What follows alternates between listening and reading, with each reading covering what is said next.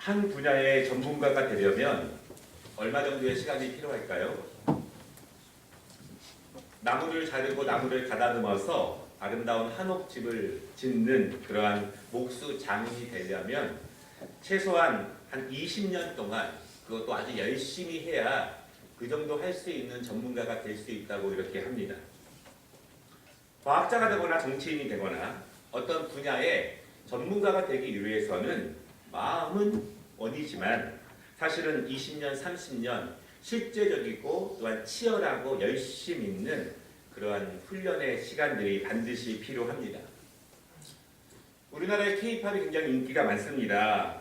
그런데요, 그 젊은 가수들이죠. 20대 초반 그 젊은 가수들이 얼마나 연습을 많이 하냐면 잠을 자다가 음악이 나오면 그냥 잠결에 일어나서 똑같이 춤을 다 맞출 수 있을 정도로 그 정도 연습을 많이 한다 그렇게 이야기합니다. 하루에 2시간, 3시간 잠을 자면서 그 어린 청년들 또한 그 자매들이 자신의 꿈을 위해서 그렇게 훈련하며 나아가죠.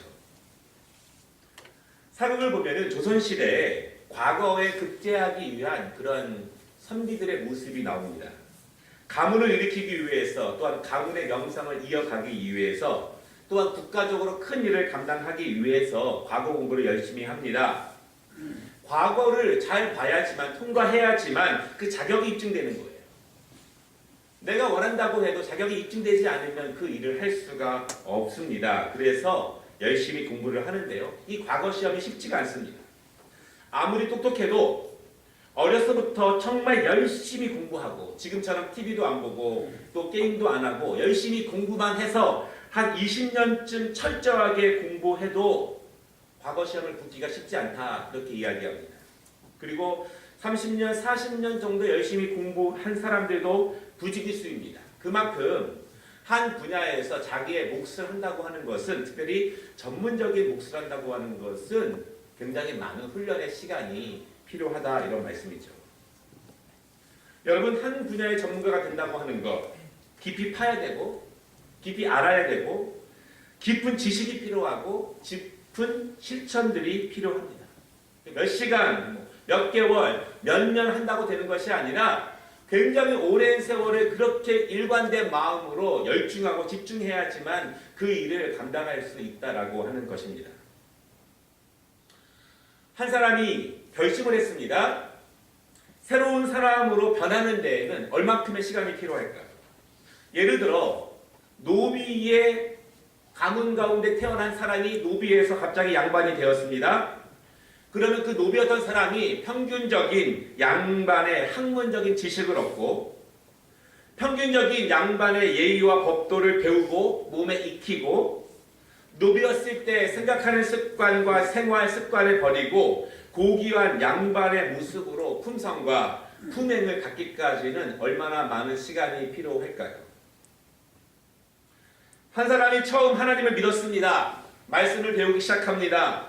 말씀을 조금씩 실천해 나아갑니다. 과거에 하나님을 믿기 전에 그런 생각들, 세상적인 습관들과 생각하는 가치관들, 삶의 모습을 내려놓고 하나님 중심의 생각, 하나님의 말씀에서 말씀하고 있는 그런 사람의 모습, 하나님께서 구별하시는 삶의 모습, 성경에서 가르치고 있는 것으로 내 생각과 내 가치관으로 온전하게 덧입는 데에 얼마만큼의 시간이 필요할까요? 오늘 말씀에 보면은요, 이스라엘 백성들은 최소한 40년이 필요했습니다.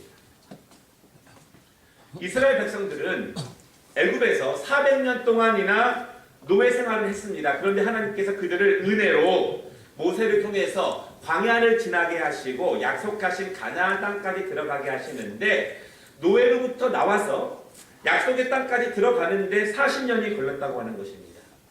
여러분 40년이 짧은 세월은 아니죠. 그런데 사실 40년이나 걸릴 만큼의 세월은 아니었습니다. 거리가 약 320km쯤 됩니다. 빠르게 걸으면 약 15일이면 도착한다고 합니다. 그런데 부지런히 열심히 가면 15일이면 갈 수 있는 길을 40년 동안이나 갔다고 하는 거예요. 여러분 하나님께서 이 광야에서 40년 동안 이스라엘 백성들에게 무엇을 가르치셨겠습니까?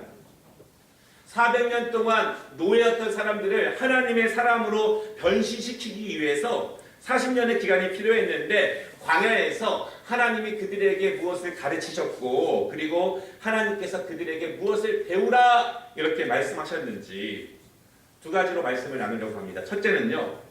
첫 번째 배움이 있어요. 첫 번째 배움은 누가 하나님의 백성을 먹이는가 이것이 하나님께서 가르치시는 것입니다. 예나 지금이나 가장 중요한 것이 먹고 사는 문제입니다. 하나님의 말씀을 순종하는데 가장 큰 장애물이 무엇입니까? 먹고 사는 문제. 하나님께 온전히 예배 생활하는데 가장 큰 장애물이 무엇입니까? 먹고 사는 문제. 하나님을 전적으로 의지하는데 큰 장애물이 무엇입니까? 먹고 사는 문제. 기도 생활하고 봉사하는데 가장 큰 장애물이 무엇입니까? 먹고 사는 문제입니다. 애굽에서 노예로 살다가 광야로 나온 이스라엘 백성들 그들에게 가장 큰 고민과 걱정이 있었는데 그것은 바로 먹고 사는 문제였습니다. 1절 말씀에 보면은요. 이스라엘 백성들이 애굽에서 나와서 광야로 들어간 지 한 달 정도 지났습니다. 그런데 문제가 생긴 거예요. 어떤 문제? 먹을 것이 없습니다. 한 달 동안은 애굽에서 나올 때 가지고 나온 음식으로 한 달 정도 버텼습니다. 그런데 이제 먹을 것이 없는 거예요. 더군다나 광야를 돌아봐도 풍성한 열매가 광야에 없습니다. 광야는 거치는 땅입니다. 농사를 지을 수도 없습니다. 한두 명이 아니에요. 거기서 나온 사람들이 약 200만 명에 가까운 사람들인데 먹을 것이 없는 거예요. 이들이 할 수 있는 것이 있겠습니까? 할 수 있는 것은 아무것도 없습니다. 할 수 있는 것이 하나 있는데 원망하는 거예요. 불평하는 것만 할 수 있습니다.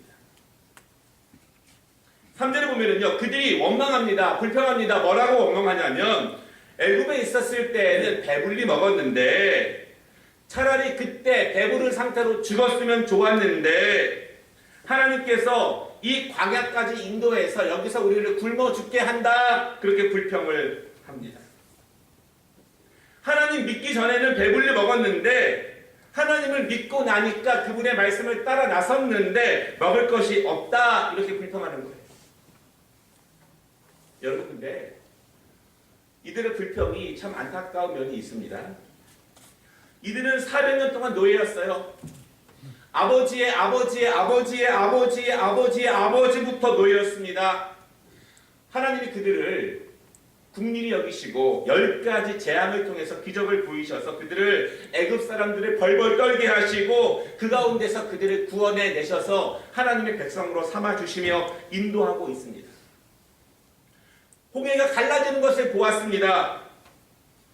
홍해에 빠져 죽어가는 수많은 무서운 애굽 군사들을 목격했습니다. 그 가운데에서 본인들이 살아난 것을 직접 체험했습니다. 하나님의 능력을 보았습니다. 알긴 압니다. 그런데 문제는 지금 내가 배가 고픈 거예요. 그리고 지금 내가 먹을 것이 없습니다. 그래서 하나님의 능력을 보았지만 지금이 더 중요하기 때문에 하나님이 자신들을 굶어 죽이려고 광야로 인도했나? 이런 마음으로 불평하며 원망한다는 것입니다. 여러분 하나님께서 이스라엘 백성들을 그 노예였던 사람들을 굶어 죽이시려고 부르셨겠습니까? 그 하나님께서 광야에서 죽이시려고 그들을 부르셨겠습니까? 하나님은 그렇게 째째한 하나님은 아니십니다. 이스라엘 사람들이 말하기를 애굽에서는 배가 불렀다 이렇게 말합니다. 그런데 묻고 싶어요. 그때 배가 불러서 행복했습니까? 이렇게 묻고 싶습니다.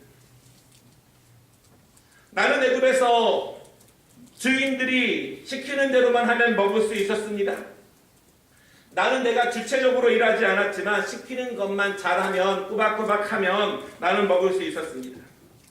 나는 내일도 먹을 걱정을 하지 않습니다. 왜냐하면 내일도 시키는 일만 잘하면 내일도 먹을 수 있기 때문입니다. 여러분 종은 걱정하지 않습니다. 노예는 걱정할 필요가 없어요. 노예는 내일 걱정을 하지 않습니다. 여러분 이스라엘 백성들처럼 한 400년 동안 노예로 살면 완전히 이렇게 노예 습관으로 길들여져 있습니다. 그렇게 살아가는 것이 그들의 가치관이고 생각이고 전통이고 문화이고 자기들의 생각입니다. 삶입니다. 다른 생각은 할 수도 없고 하지도 못합니다. 그러나 하나님은 그들을 노예로 부르신 것이 아니에요. 이제는 자유인입니다. 종이 아니라 주체적인 삶을 살아가는 사람들입니다. 하나님은 그들을 애굽에서 구원해 주신 것이에요. 애굽에서 나오는 것은 죄로부터의 구원을 의미하고요. 사망으로부터 생명으로 옮겨지는 것을 의미하고 사탄의 종으로부터 하나님의 아들과 딸로서의 구원을 의미하는 것이 그 광야로 인도하신 하나님의 뜻입니다.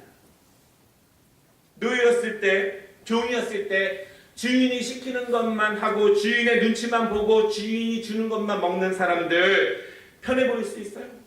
쉬워 보일 수 있습니다. 걱정할 필요도 없어 보입니다. 그러나 여러분, 종의 모습은 하나님이 원하시는 모습이 아니라는 것을 믿으시기 바랍니다.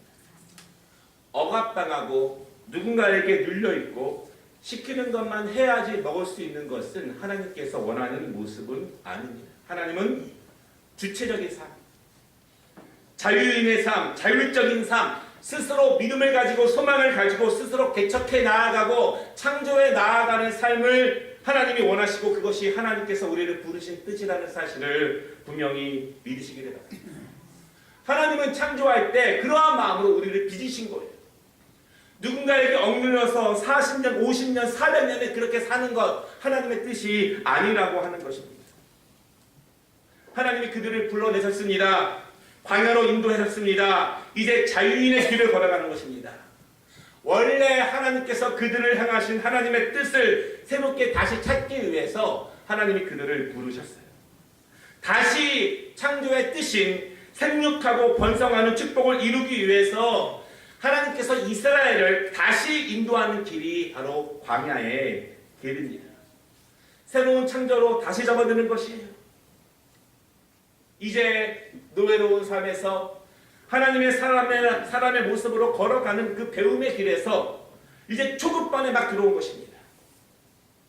여러분 군대에 가면 제일 먼저 뭘 배우죠? 제식 훈련을 하죠.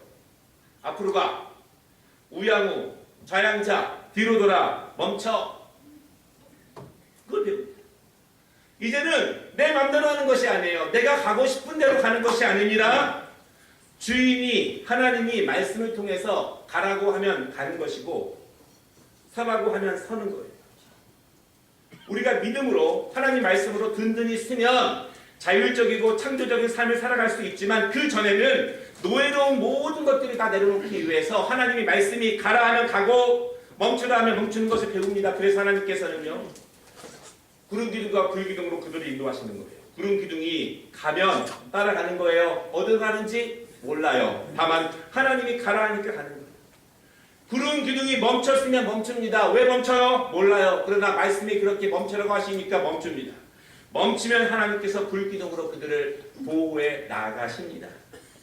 노예에서 억압된 사람에서 죽음의 길에서 하나님이 건지셔서 그들을 한 걸음 한 걸음 이렇게 하나님의 사람으로 완전히 새 사람으로 변화시켜 가는 과정 가운데 있습니다.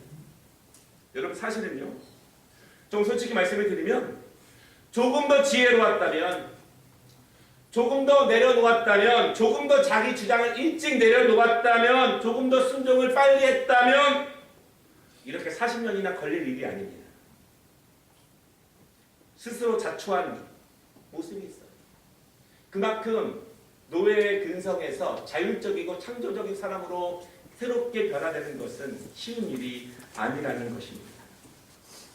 하나님께서 그들에게 이 광야 가운데에서 눈을 보아도 아무것도 먹을 것이 없는 그곳에서 가장 첫 번째로 가르치시는 것은 무엇이냐면 누가 너희를 먹이는가? 누가 먹이는가?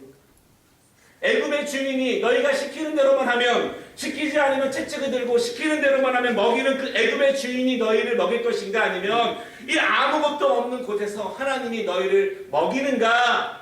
그 먹고 사는 문제에 대해서 누가 주인인가 누가 주관하는가 이것이 광야에서 첫 번째 배우게 하신 하나님의 뜻입니다. 4절 말씀을 보니까요 하늘에서 만나를 비같이 내려서 그들에게 일용할 양식을 매일같이 주신다고 말씀하십니다. 그 만나가 어떻게 생겼냐면요 16장 31절에 보니까 가시같이 희고 맛은 꿀 섞은 과자 같은 것이다. 이렇게 말씀하시면서 그것을 가지고 매일마다 빵을 만들어서 먹을 수 있는 양식을 주신 거예요.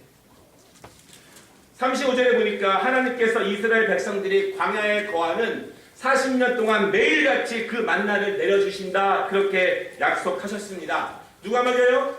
하나님이 먹이신다. 애굽의 주인이 먹이는 것이 아니라 지금부터는 하나님의 사람이 되었기 때문에, 하나님의 백성이 되었기 때문에 누가 먹이느냐? 하나님이 먹인다는 것을 하나님이 가르치십니다. 여러분, 이스라엘 백성들은요, 과거 노예였을 때의 습관과 자기 생각과 주관과 일하는 스타일과 삶의 모습을 내려놔야 누가 그들의 진정한 주인인가를 그들은 철저하게 배워 나아가야 합니다. 하나님이 그들에게 첫 번째 가르치시는 것, 이제 나에게 먹을 것을 주는 것은 내가 섬기는 애굽의 주인이 아니라 전능하신 하나님께서, 나를 부르신 하나님께서, 나를 이 자리로 인도하신 하나님께서, 그분이 나를 먹이신다. 여러분 믿으시기를 바랍니다. 그것을 배우시기 바랍니다. 하나님을 제대로 믿으면 하나님이 먹이십니다. 하나님은 이스라엘 백성들을 굶어 죽이시려고 구원하시고 광야로 인도하시는 것이 아닙니다. 하나님의 구원은 우리의 영혼만 구원하시는 것이 아닙니다. 우리 개인을 새롭게 하시고 우리 가정을 풍성하게 하시고 삶을 인도하십니다. 우리가 과거 죄인 되었을 때, 노예로 살아갔을 때, 말씀 없이 살아갔을 때 모습을 내려놓고 하나님이 우리를 부르시는 것은 하나님이 이제는 너희를 먹인다. 왜냐하면 그분이 나의 하나님 되시고 우리는 하나님의 백성 되기 때문입니다. 오늘 하나님께서 이스라엘 백성들에게 가르치시는 이 첫 번째 가르침, 배움이 우리의 배움이 되시기를 주님의 이름으로 축원합니다. 두 번째 배움이 있습니다. 먹으면 잘 섬기는 거예요. 부흥회를 많이 다니시는 한 영성 있는 목사님이 이렇게 말씀하십니다.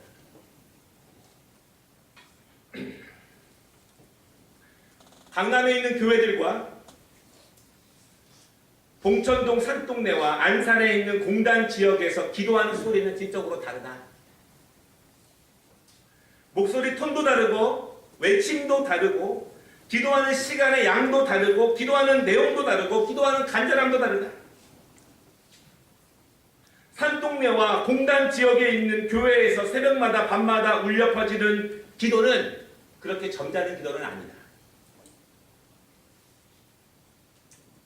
여러분, 먹고 사는 문제는요, 우리의 신앙에 결정적인 역할을 좌우합니다. 잠언서 저자는요, 잠언 30장에 이렇게 말씀합니다. 나를 가난하게도 마옵시고 부하게도 마옵시고 오직 필요한 양식으로 나를 먹이시옵소서. 혹 내가 배가 불려서 하나님을 모른다, 여호와가 누구냐 할까 하오며, 혹 내가 너무 가난하여서 도둑질하고 내 하나님의 이름을 욕되게 할까 두려워함이니이다. 하나님은 이스라엘 백성들에게 먹을 것을 주시면서 가르치십니다. 만나를 통해서 가르치세요. 하나님이 너희들을 먹인다. 너희를 내가 책임진다. 하나님이 인도하십니다. 여러분, 하나님이 그들을 먹이시는데요, 8절에 보니까요, 이스라엘 백성들이 만나를 막 먹다가 어느 날 만나가 지겨운 거예요. 또 원망해요. 고기가 먹고 싶어요. 하나님께서 그들에게 고기를 주세요. 하나님은 그들의 원망을 들으시지만 그래도 아버지 앞에, 다른 데가 아니라 아버지 앞에 원망하고 불평하는 그들의 먹고 사는 문제에 대해서, 누가 그들을 먹이시는가에 대해서 하나님이 그들에게 만나와 메추라기로 먹이신다는 것을 하나님이 가르치십니다. 그런데 중요한 것은요, 지금부터는 먹으면, 배부르면, 조금 안정되면 그때는 하나님을 잘 섬길 것인가, 하나님이 그것을 시험하십니다. 하나님이 그것을 보신다는 거예요. 잠언의 말씀처럼 하나님이 일용할 양식을 주시는 것은 하나님의 은혜인데 동시에 하나님의 테스트예요. 먹으면 잘하는지를 하나님이 보신다는 거예요. 오늘 말씀에 하나님의 세 가지 테스트가 나옵니다. 첫 번째로는요, 4절 말씀을 보니까 먹으면 하나님의 율법을 잘 준행하는지 그것을 시험하신다 이렇게 말씀합니다. 이스라엘은 하나님을 도무지 믿을 수 없다고 그렇게 말했습니다. 하나님께서 자신들이 애굽에서 가지고 나온 음식들이 떨어져 가고 있고요. 그 음식 창고에 밑바닥이 보이고 있는데도 하나님은 더 채워주실 생각을 하지 않습니다. 이제 꼼짝없이 죽게 되었다고 생각합니다. 이런 하나님을 내가 어떻게 믿을 수 있을까? 이런 하나님을 내가 어떻게 섬길 수 있을까? 하나님께서 애굽에서 기적을 베푸신 것은 알겠지만 그것은 우리 부모님에게 베푸신 기적이지, 과거의 기적이지, 지금 나에게 필요한 것은 지금 먹을 것, 그것이 그들에게 필요한 것이었습니다. 하나님은 그들의 원망을 들으셨고 먹이셨습니다. 그리고 보셔요. 주의 깊게 보십니다. 먹으면 하나님의 율법을 준행하는지 안 하는지, 배가 부르고 안정되고 조금 살만하게 되면 하나님의 말씀대로 살아가는지, 그렇게 기도하는지, 그렇게 순종하는지, 그렇게 예배하는지 하나님이 보신다고 말씀하십니다. 여러분, 우리가 하나님께 일용할 양식을 위해서 기도하는 것은 자녀의 특권입니다. 그런데 먹으면 어떻게 살아가는지, 주면 어떻게 살아가는지 하나님이 보신다는 사실을 여러분 기억하시기를 바랍니다. 두 번째, 만나는 동안 하나님의 테스트가 있는데요. 16절에 보면은요, 거두는 양이 정해져 있습니다. 만나와 메추라기가 하늘에서 비같이 날마다 내립니다. 그런데 무작정 원하는 만큼 마음껏 거둘 수 있는 것이 아니에요. 가족당 한 명당 한 오멜씩, 한 오멜은요 한 2리터예요. 그러니까 1인당 하루의 양식이 한 2kg 정도 그렇게 되어 있습니다. 정해진 만큼만 거두어서 먹으라는 것입니다. 무슨 뜻이에요? 오늘의 양식에 족하라는 거예요. 내일 염려를 오늘 해서 내일 먹기 위해서 오늘 미리 쌓아두지 말라, 그렇게 말씀하십니다. 다른 말로 하면 내일 걱정하지 마라. 내일도 똑같이 하나님이 먹이신다, 이 말씀입니다. 여러분, 내일도 하나님께서 먹이신다는 분명한 믿음이 있으면 내일 염려하지 않을 수 있습니다. 지금 내 주머니에 아무것도 없어도, 쌀 한 알이에 아무것도 없어도 내일도 하나님이 먹이신다, 그 믿음이 확실하면 내일 걱정하지 않을 수 있다는 사실을 믿으시기를 바랍니다. 정직하게 먹는 거예요. 부를 축적하기 위해서 하나님의 뜻을 어기고 불법을 저지르고 다른 사람의 마음을 압타가고 그들에게 빼앗아 가면서 부정하게 그렇게 먹을 것을 취하지 말고 그렇게 부정한 재물들을 쌓아두지 말라, 그렇게 말씀하십니다. 그런데 꼭 믿음 없는 사람들이 있습니다. 오늘은 먹었는데 내일도 먹을 수 있을까 의심하는 사람들이 있어요. 그래서 어떻게 합니까? 만나를 더 거둡니다. 더 거둬서 쌓아둡니다. 그러나 그 다음날 아침에 되면 그 모든 것이 다 썩어져 버렸습니다. 하나님의 시험에 내일도 하나님이 먹이실 것을 믿는가? 여러분 믿으십니까? 그 믿음이 있다면 오늘도 정직하게 성실하게 살아갈 수 있어요. 하나님 그것을 가르치십니다. 이 은혜가 우리에게도 충만하기를 바랍니다. 세 번째, 만나를 통한 하나님의 시험이 있는데요. 26절에 보면은 안식일에는 이 만나가 내리지 않는다고 하는 시험이에요. 매일매일 만나와 메추라기가 내리는데요. 안식일에는 내리지 않습니다. 어떻게 해야 돼요? 안식일 전날 이틀치를 미리 모아놔야 합니다. 다른 날은요, 내일 거 오늘 쌓아두면 내일은 못 먹지만 하나님의 은혜로 안식의 전날에는 이틀치를 우리가 모을 수 있어요. 우리식으로 말하면 토요일에는요, 토요일과 주일에 먹을 만나와 메추라기를 저장해 놓는 것입니다. 섞지 않아요. 여러분, 왜 어떤 시험입니까? 주일은 내리지 않는다는 시험이에요.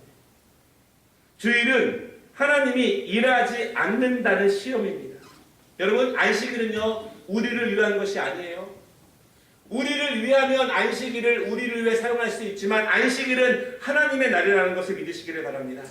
하나님이 창조하시고 일곱째 날에 쉬셨습니다. 안식일은 우리가 왜 쉬어야 하냐면 하나님이 만나를 내리지 않기 때문에 우리는 쉬어야 됩니다. 내가 너희에게 만나를 내리지 않으니 너희는 오늘 먹을 것을 위해서 일하지 말라. 이 말씀입니다. 어제 준 양식으로 오늘 쉬어라.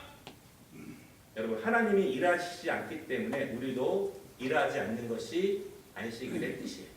여러분 믿으십니까? 하나님께서 안식일에는 만나를 내리지 않기 때문에 우리도 쉬고 하나님이 또 내일 우리에게 주실 것을 믿는 믿음으로 이 안식일의 은혜를 함께 누리며 나아가는 것입니다. 말씀을 마치겠습니다.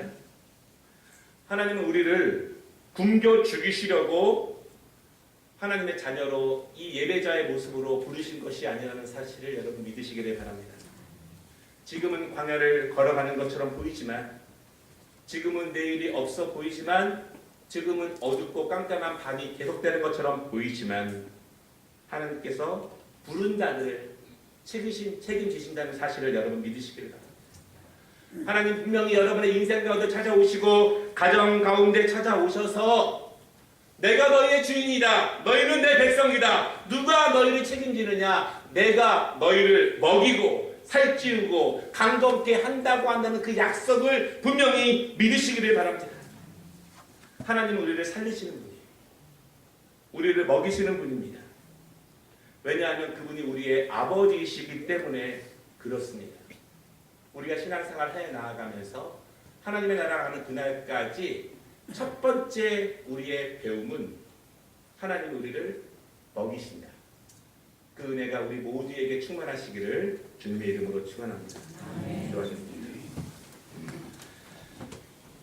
하나님, 이스라엘 백성의 원망과 불평처럼 우리의 불평과 원망도 거의 비슷합니다. 먹고 사는 문제로 인해서 우리가 하나님을 섬기며 예배하는데 많은 장애물들이 있습니다. 우리가 그렇지 않다는 것을 알지만 현실적인 문제 앞에 우리가 그렇게 못할 때가 많이 있습니다. 주여, 바라기는 우리의 연약한 믿음을 주의 긍휼의 은혜로 덮어주시고 우리가 만나를 통해서 날마다 우리에게 먹이신다고 하는 은혜를 누릴 수 있도록, 경험할 수 있도록 하나님 인도하여 주시기를 원합니다. 하나님은 우리를 살리십니다. 우리를 먹이십니다. 우리를 약속의 땅으로 인도하게 되기 위해서 새롭게 부르셨음을 저희가 믿사오니 그 하나님의 첫 번째 가르침을 잘 배우고 믿고 확신하며 살아갈 수 있도록 아버지여 인도하여 주시옵소서. 예수님의 이름으로 축복하며 기도 올리옵나이다. 아멘.